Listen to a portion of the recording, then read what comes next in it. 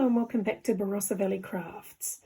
This tutorial I'm going to show you how to make what I'm calling a panelled card. Didn't know what else to call it, but it's got lots of panels, so I figured panelled card will do.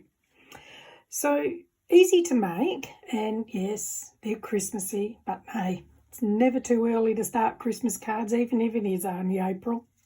Anyway, we'll show you how these are done. So what you will need is a base card that is 12 inches by 5 5/8 of an inch, and fold that in half to give you your base card.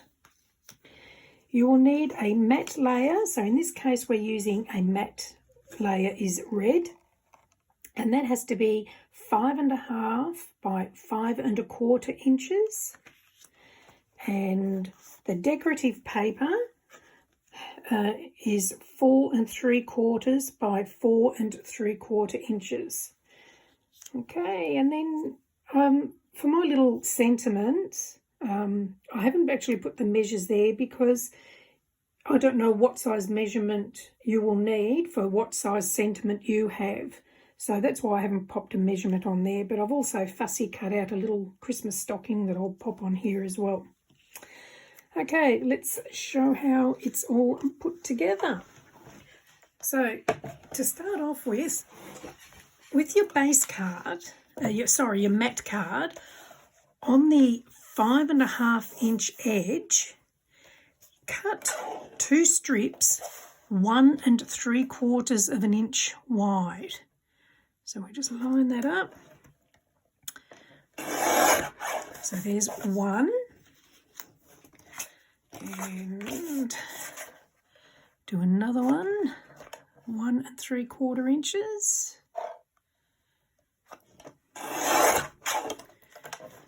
And that should leave your third strip, which should be 2 inches wide.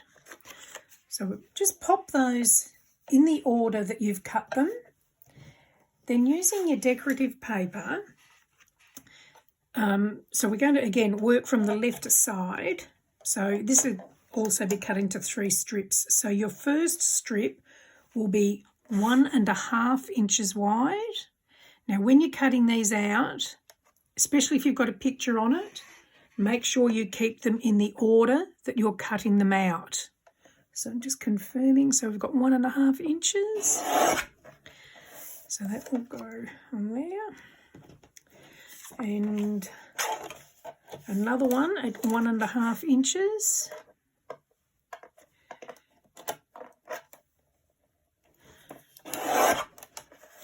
And then that should leave your third one should be 1 3/4 of an inch.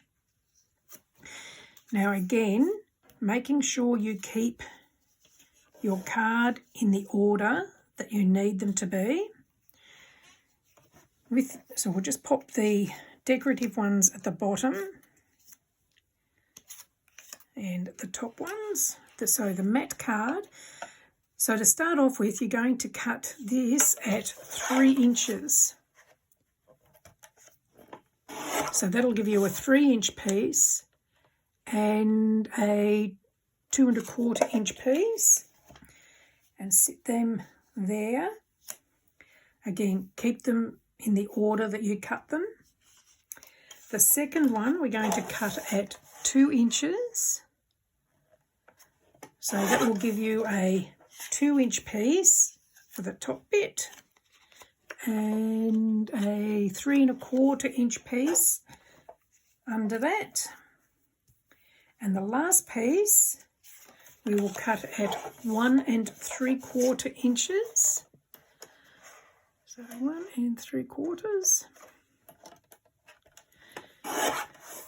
So that will then become the bigger piece will be your top piece.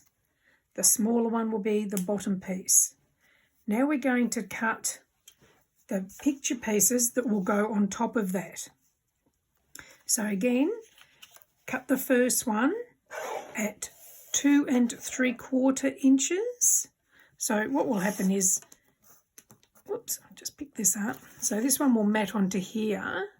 So that's why it has to be a little bit shorter. So given that this one is 3 inches, it will be 2 3/4 inches that it will sit on top of it. So that one will sit there, and the other piece will sit underneath it. Now your next one, we will cut at 1 3/4 inches. So that will be your top piece, and that will be your bottom piece. So what I'm trying to do is, as I lay them out, keeping the pictures together so that they still match up.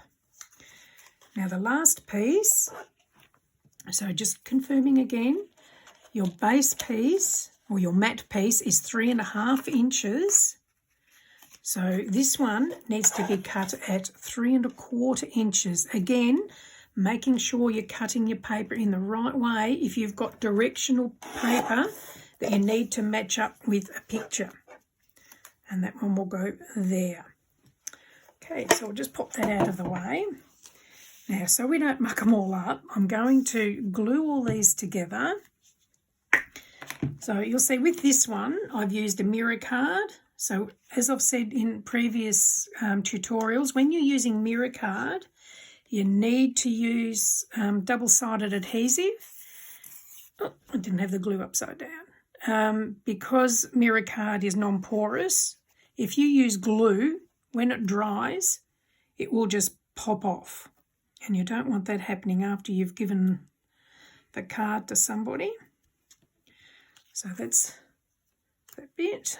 And then we'll just pop this bit again. Make sure that you're doing it so that your pictures all match up as you put them down. And there's that bit.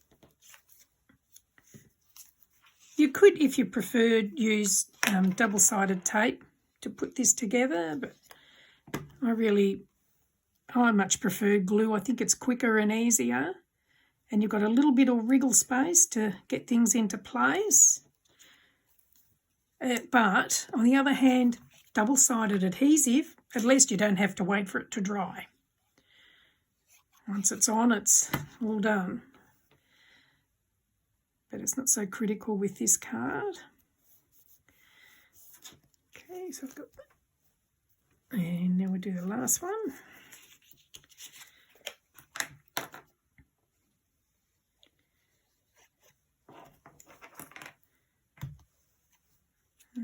Pop that on.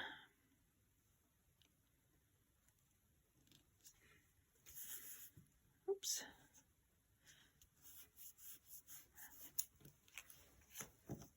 And the last piece, just make sure it's definitely the right way. Yes.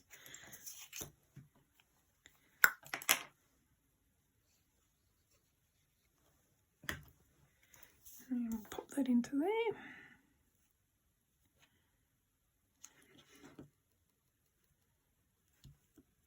Okay. Then, getting your base card. So just lay out your mats and layers onto the base card so you've got an idea on where you want them to go. So when you're sticking them on, you want to try and get the same sort of border in between the layers, in between all the strips or the panels. Okay, so we'll start off with this one here. So put your glue or your tape on. Oh, that was clever. And pop that into place. Again, this is probably where it's good if you can use glue, so you've got a bit of wriggle space to be able to manoeuvre them into place. And this one goes underneath.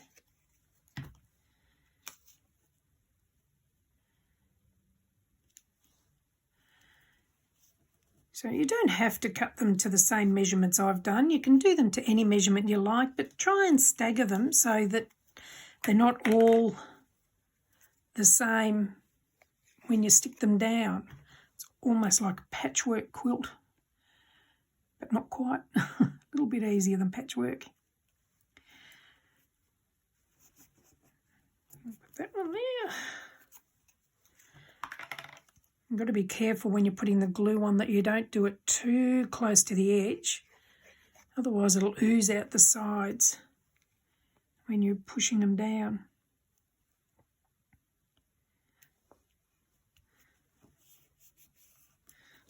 Okay, now the last row.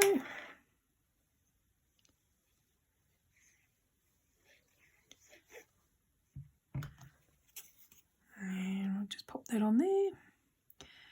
If you have any questions or comments or anything, by all means, please pop it into the comments below and I will get back to you as soon as I can.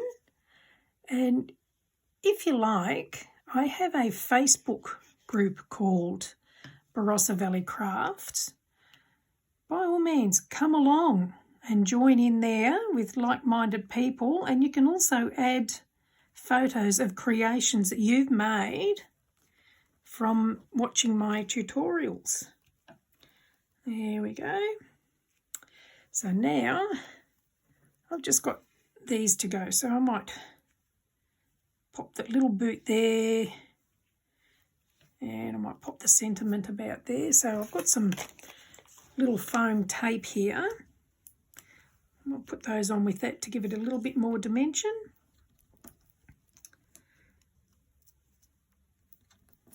There we go. These things can be a little bit fiddly sometimes, but I think sometimes a lot of the hard work makes it all worth it when it's all finished and it all comes together. Looks good. Just pop that one about there. And I'll put some tape onto the back of this as well. You can, if you want to, just glue it on if you don't like the dimensions, especially if you're posting things. Often if you're posting things, they're better off flat unless you're putting them in a little box of some sort to stop them getting squashed. And again, this is another card you can probably make with scraps. If you go through all your scraps, you might find pieces that are big enough to be able to make this card. Okay, so we'll pop that one, I reckon about there. There we go. Now, just for a bit of fun, I've got some Stickles glitter glue here. I'm going to pop some little glitter bits on there. Hasn't been used for a while, so hopefully it's going to come out. There we go. We'll put a bit of a sparkle into the centre of the flowers. Obviously then you've got to wait until that dries before you do anything to it, because Stickles takes a little while to dry. But you can't have anything Christmassy without a bit of sparkle and glitter. There we go. Maybe we'll just pop a little bit on these berries.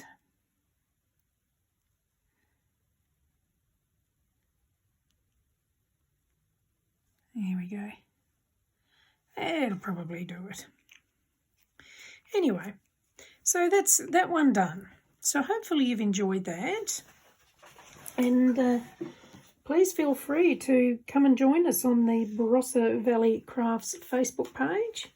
And if you've liked this tutorial, please click on like and subscribe if you'd like to see more tutorials of mine and be notified when they're out. That's it. So enjoy, have fun, and happy crafting. Bye.